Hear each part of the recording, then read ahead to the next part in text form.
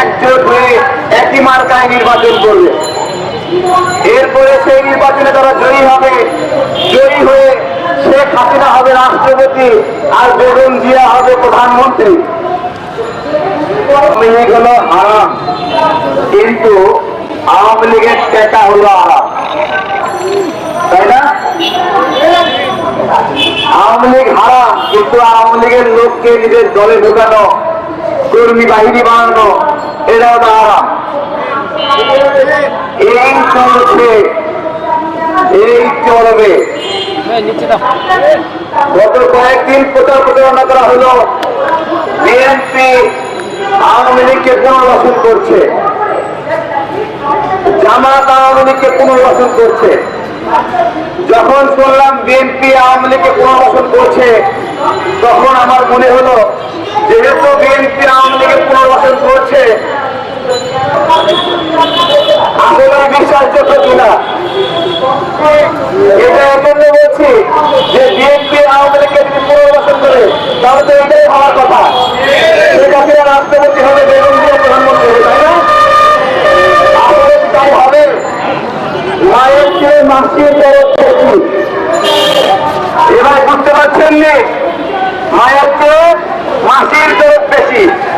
BNP Awami League সাথে নিয়মে সম্পর্ক, বিএনপি নাকি আওয়ামী লীগকে পুনর্বাসন করবে।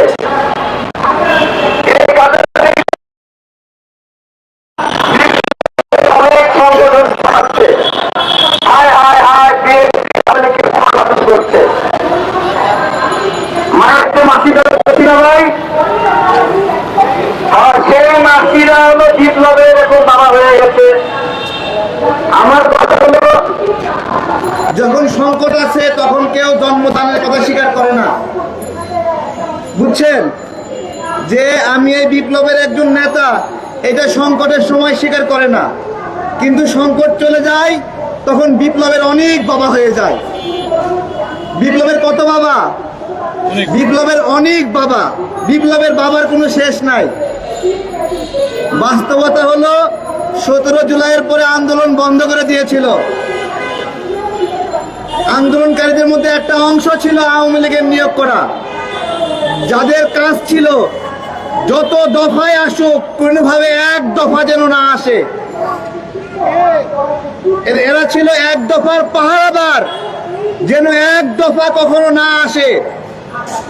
এবং যখন আমরা বাড্ডায় আন্দোলন করছিলাম তখন কয়েকজনকে পাঠিয়ে দিয়ে বলেছিল আমরা তো আন্দোলন বন্ধ করছি, আপনারা কার নেতৃত্ব করছেন? আমি লাঠি দেখিয়ে বলেছিলাম লাঠির ব্যবহার করব না, এখন থেকে যাবি। আন্দোলন বন্ধ করার জন্য আসছিল, আন্দোলন তো বন্ধ হয়ে গেছে, কিসের আন্দোলন করেন? আমি লাঠি দেখছোস, দূর হয় এখান থেকে। আমাদের আন্দোলন বন্ধ হয়ে গিয়েছিল, সেখান থেকে আন্দোলন শুরুর একটা গল্প এইটা। যখন আন্দোলন নতুন করে শুরু করলাম ইষ্ট হয়েছে সামনে, আরে ভাই শরম নাই? অনেক ছাত্র আমাদের সঙ্গে আসে নাই, মাত্র 10-12 ছাত্র আসছিল। ছাত্র বানানোর জন্য আমরা কিছু আইডি কার্ডও বানিয়েছিলাম। এই আন্দোলনে অনেক গল্প আছে। যুদ্ধের কোনো সততা নাই, যুদ্ধে যেভাবে হোক জয়ী হতে হবে, আমাকে জিততে হবে। ওই জিতার প্রাণপণ সংকল্প নিয়ে আমরা লড়াই করেছিলাম। উদ্দেশ্য ছিল পুরো আকাশ ধোঁয়ায় ছেড়ে দিব, যাতে করে বঙ্গভবন থেকে, গণভবন থেকে ওরা ভয় পায়। গাছের কাঁচা পাতা নিয়ে আগুনের মধ্যে দিছি যে যেন ধোঁয়া বাড়ে, টায়ার পুড়িয়েছি যেন আকাশ কালো ধোঁয়ায় ছেয়ে যায়। এই আন্দোলনের অনেক গল্প রয়েছে এবং সেই সময় আমরা দেখেছি বাড্ডা থানা, বিভিন্ন থানার কাউন্সিলররা কিভাবে ছাত্র জনতার বিরুদ্ধে পিস্তল হাতে নিয়ে গুলি করেছে, ভারী বন্দুক নিয়ে গুলি করেছে। আজকে সেই সন্ত্রাসীদেরকে এখানে বলছে কাউন্সিলর হিসেবে পুনর্বহাল করতে হবে। কত টাকা দিচ্ছে ভাই তোমাদেরকে? তোমাদের কবেকার বন্ধু তারা? কবে থেকে বন্ধু হলো দেখাও। হঠাৎ করে বন্ধুত্ব হয়ে যায়, কাউন্সিলরদের জন্য যুদ্ধ ঘোষণা করতেছ যে কাউন্সিলরদেরকে পুনর্বহাল করতে হবে। এক কাউন্সিলর ফোন দিছে বলতেছে ভাই আমি তো আওয়ামী লীগ করি না, আমি অমুক বিরোধী দলের। আমি বললাম আপনি ওই বিরোধী দলের, কিন্তু আপনি নির্বাচন করছেন কেন?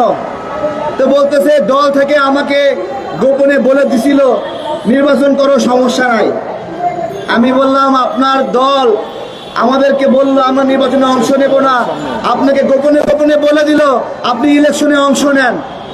তা দল বেইমানি করলো, আপনি বেইমানি করলেন, কোনটা বলেন তো? তার মানে এমনও কিছু গোষ্ঠী রয়েছে যারা আমরা যখন ইলেকশন বর্জন করছিলাম, বড় বড় বক্তব্য দিচ্ছিল, তখন তাদের প্রতিনিধি দিচ্ছিল যাও ইলেকশন করো, জয়ী হও। আমাদের তো 10-15 জন ছিল অন্তত কাউন্সিলর বানানোর জন্য। তাহলে এরা কারা সেটাও নির্ণয় করতে হবে। ভিতরে ভিতরে কাউন্সিলর দিয়ে বাইরে বাইরে বলেছে আমরা নির্বাচন বর্জন করলাম। আমি ধন্যবাদ জানাই যারা এই নির্বাচন বর্জনে অংশ নিয়েছিলেন। একটা কথা বলি, যে কাউন্সিলররা নির্বাচনে অংশ নিয়েছিল তারা দলের আদেশ মেনে নির্বাচনে অংশ নিয়েছিল না আদেশ অমান্য করে? অমান্য করে।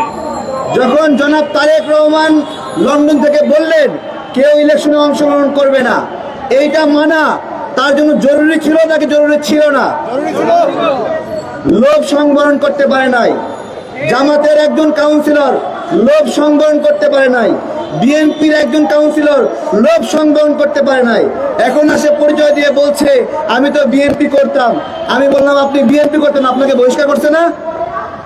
জামাত করতেন, বহিষ্কার করছে না? তাহলে আপনি সেই পরিচয় দিয়ে কাউন্সিলর পদ বহাল করেন কেন? তারা একটা যুক্তি তুলছে স্বতন্ত্র। আমি বলছি স্বতন্ত্র যারা বিরোধী দল করেও এই নির্বাচনে অংশ নিয়েছে তারা আওয়ামী লীগের চেয়েও বড় ক্ষতি করেছে। ঘরের মানুষ যদি বেইমানি করে, ওই যে সবচেয়ে পিছন থেকে ছুরির আঘাতের মতো। আমাদের স্পষ্ট কথা, এই আওয়ামী সময়ে নির্বাচনে অংশ নেওয়া কাউন্সিলরদেরকে আমরা পুনর্বহাল করতে দেব না। এরা আওয়ামী লীগের সময় বেনিফিট নিছে, এখনো এসে বেনিফিট নিতে যাচ্ছে, এখন টাকা ঢালছে। দুঃখজনক। সুন্দর সুন্দর বক্তব্য দেয়, আমরা বক্তব্য শুনে ফিদা হয়ে যাই, দেখি কাউন্সিলরদের হয়ে দাবি দাওয়া আদায় করছে। লজ্জা এবং ঘৃণা আপনাদের প্রতি, ঘৃণা। এবং গতকালকে একজন বলছে সে নাকি বেগম জিয়াকে জেল থেকে বের করছে। আরে গণ অভ্যুত্থানের পরে তোর বাপের ক্ষমতা ছিল নাকি তুই জেল থেকে জেলে আটকে রাখবি? গণ অভ্যুত্থানের পরে কারো বাপের ক্ষমতা ছিল জেলে আটকে রাখবি? ভাই তুমি কোন সেক্টরে যুদ্ধ করছো ভাই, যে তুমি খালেদা জিয়াকে বের করছো? এই তোমার কয়জন নিহত হয়েছে, কয়জন আহত হয়েছে? তুমি বলো বেগম জিয়াকে তুমি জেল থেকে বের করছো। বেয়াদবি করে এগুলা। দেশের মানুষ কে এরা ভোদাই খাবে, ভোদাই, যে যা খাওয়াবে তাই খাবে। এক একজনের 1 লাখ 2 লাখ 10 লাখ 15 লাখ ফলোয়ার হয়েছে, যে এখন সব দখল করে নিয়েছে। মাঠে আসো, আসার পরে দেখতে পারবা কি অবস্থা। আপনারা ন্যায় অন্যায় সব দেখেছেন, সব বুঝেছেন যে কারা কি চায়। সারাক্ষণ আওয়ামী লীগ নিষিদ্ধ চাই, আওয়ামী লীগ নিষিদ্ধ চাই, পাগল হয়ে যায়। মূলত এই নিষিদ্ধ কেন চায় জানেন?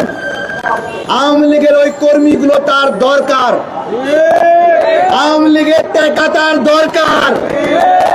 এই জন্যই বলছিলাম আওয়ামী লীগ নিষিদ্ধ হলে তার সুবিধা হয় দল বড় করতে, দল বানাতে সুবিধা হয়। তা আওয়ামী লীগ হারাম, আওয়ামী লীগের টাকা কেন আরাম, এটাই জিজ্ঞাসা করছি। ধন্যবাদ সবাইকে।